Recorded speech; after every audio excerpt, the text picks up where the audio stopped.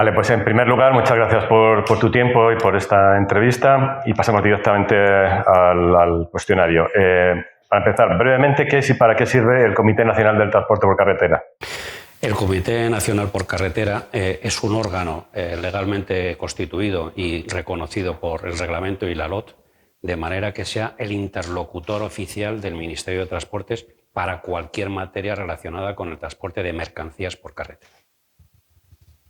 Bien, el comité ha sido duramente criticado por asociaciones o grupos que no están realmente incorporados en este organismo. ¿Qué se les puede decir a los que les llaman acomodados, vendidos o otras lindezas?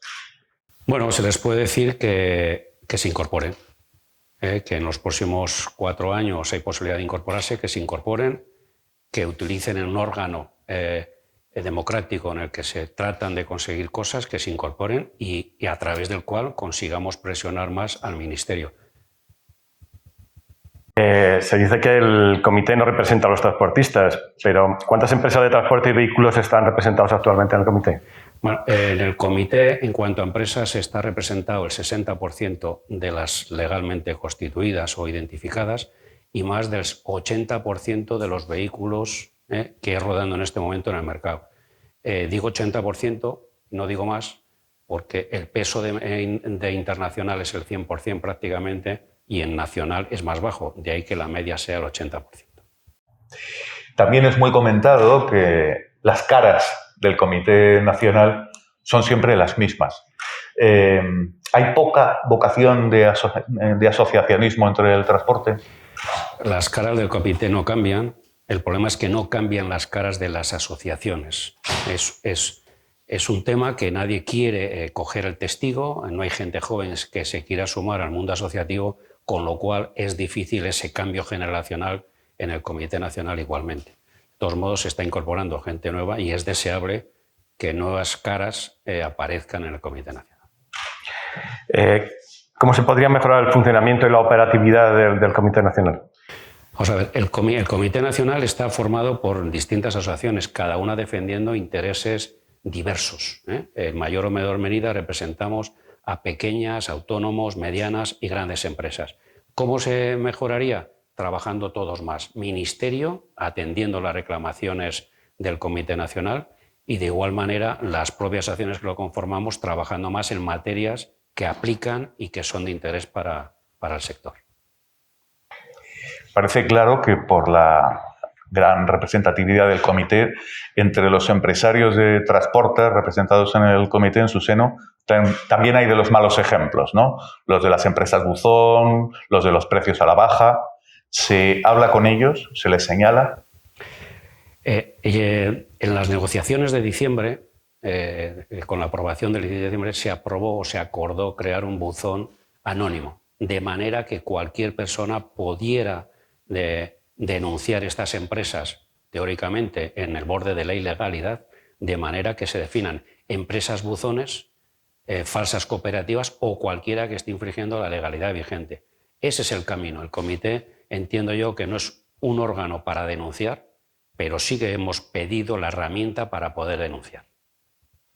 Parece que el nivel de asociacionismo del transporte en España es bajo. ¿Cómo se puede promover? Bueno, se puede promover que el colectivo de posibles asociados identifiquen como que el mundo asociativo consigue, obtiene logros para el sector. Claro, una vez conseguido ya no es nada, pero se ha conseguido la ley de acción directa, la ley de morosidad, es decir, son cosas que se han conseguido a los años, pero no nos acordamos de ella. Como ya están conseguidas, no hemos conseguido nada. Y la realidad es que este último año se han conseguido logros que se llevaban muchos años peleando por ellos. Los acuerdos de diciembre y marzo con la Administración están o en funcionamiento en buena parte o en proceso de desarrollo. ¿Qué perspectiva se tiene, sobre todo, para la llamada ley de la cadena de suministro, de la que ya se les han enseñado las líneas generales?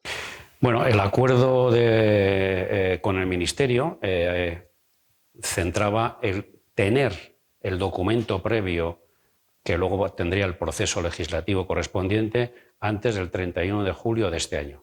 Ya hay distintos borradores, se está negociando con el Ministerio en ese aspecto y confiemos que para el 31 de julio haya un borrador que ya vaya al Consejo de Ministros y empiece el proceso legislativo que corresponda. ¿Existe el riesgo de que en el último momento la Comisión Nacional de los Mercados y la Competencia estropee la salida o el funcionamiento de esta ley?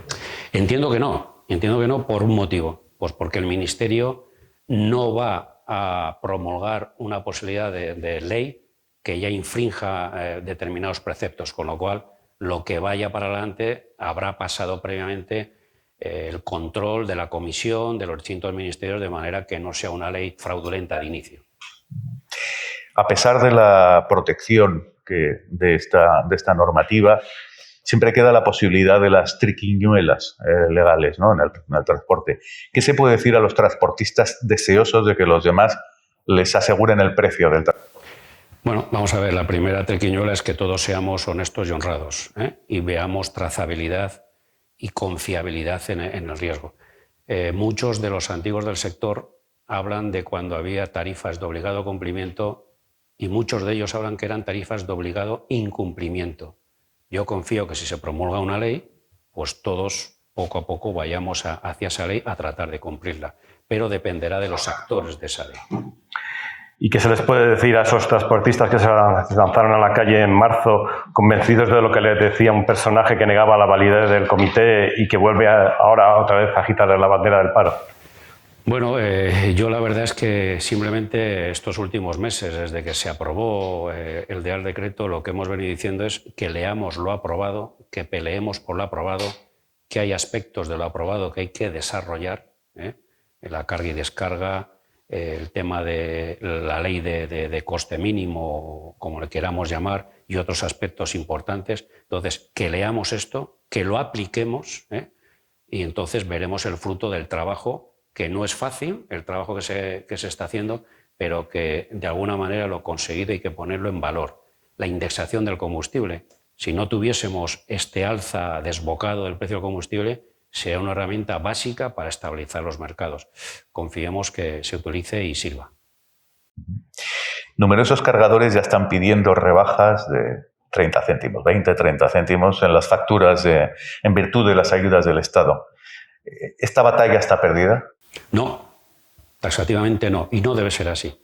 El cargador puede pedir lo que estime oportuno, está en su derecho de pedirlo, pero esos 20 céntimos el gobierno los dio directamente al transportista, y así lo definió en un documento posterior a los acuerdos, de manera que esos 20 céntimos son para la tesorería de las empresas, no para aplicarlos a la indexación del combustible, con lo cual el que lo pida, yo puedo decir que está en su perfecto derecho, pero no por ley. Ese beneficio conseguido y discutido en las mesas con el Ministerio es para el transportista. Para ir acabando ya esta parte de la entrevista, ¿qué es más complicado, negociar la revisión salarial en su empresa o discutir un Real Decreto en el Ministerio? Bueno, son distintos momentos y distintas cuestiones. En el Ministerio, para suerte o para desgracia, no discutes básicamente con el Ministerio de Transportes, porque el poder que tiene en muchos aspectos es limitado. Tenemos que discutir con Hacienda, con Trabajo, con Economía, con lo cual la negociación en el Ministerio, amén de que son otros ministerios, hay una cuestión política que a nadie se nos olvida, depende del momento, el lugar, con lo cual es muy complicado. La negociación colectiva en las empresas pues depende también de la situación de la empresa, pero somos los actores, el comité de empresa, por así decirlo, los trabajadores y la dirección, los que han de tomar la decisión. No nos remitimos a nadie más, con lo cual probablemente la incertidumbre de negociar con el Ministerio es más compleja que en la empresa. Bueno, ahora vamos a seguir con esa batería de preguntas cortas, que pedimos una respuesta corta también. Bien, una empresa de transporte las empresas de transporte tienen ahora mejor perspectiva que hace 3 años. Tenemos cierta mayor seguridad. Nos han dotado de herramientas que nos permiten tener más certidumbre. ¿Es justo fomentar el transbordo de carga al ferrocarril? Puede ser justo, no aludiendo en este momento a la reducción de la huella de carbono, porque hasta que el ferrocarril cambie sus máquinas estaremos exactamente igual o peor. Se puede transbordar, pero que el camión se suba al ferrocarril, no que la mercancía se suba al ferrocarril. ¿Comparte el dicho de que el peor enemigo de un transportista puede ser otro transportista? Sí, totalmente. ¿A usted le califican de hombre tranquilo? ¿Qué le hace perder los nervios? Las mentiras y las falsedades. ¿Los políticos pueden influir para mal en la actividad del transporte? Pueden influir para mal y deseo que influyan para bien.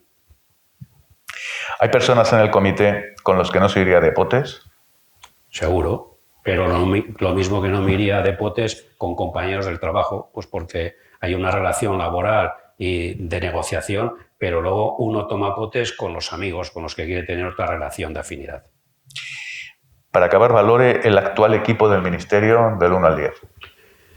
No les voy a dar mucho pábulo, pero en este momento creo que hay que levantar una bandera en su favor, y le vamos a dar un notable alto, con lo cual las negociaciones con este equipo de dirección son positivas, lo cual, como he dicho en otras reuniones, no quita para que dentro de 4 días nos enfrentemos.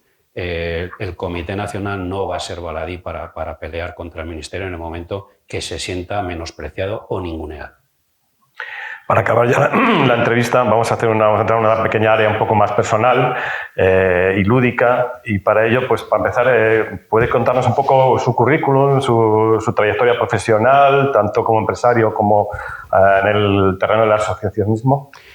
Bueno, yo caí en el mundo del transporte de rebote. Soy ingeniero industrial y empecé en el mundo de la construcción naval, después la ingeniería y finalmente caí en el transporte. Y esto no sé si fue un error o no, porque es una droga. En el momento que uno entra en el transporte ya parece que te falta ese alimento, ese modo de vida, ¿no?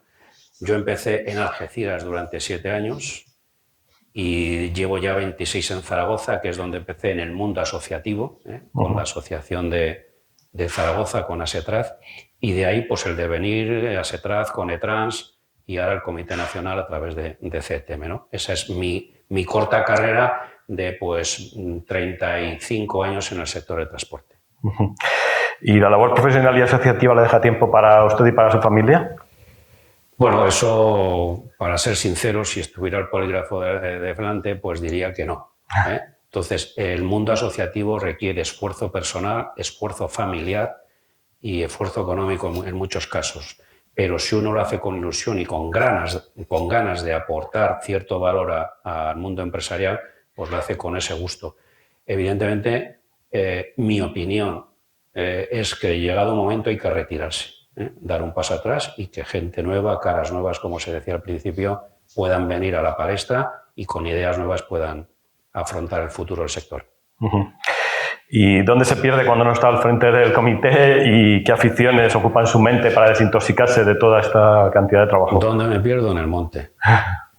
En el monte, no en el Pirineo, porque me pilla un poco más lejos, pero yo tengo el Moncayo cerca de casa, con lo cual el Moncayo es una zona pues bonita, transitable, donde uno anda y la mente se va por ahí.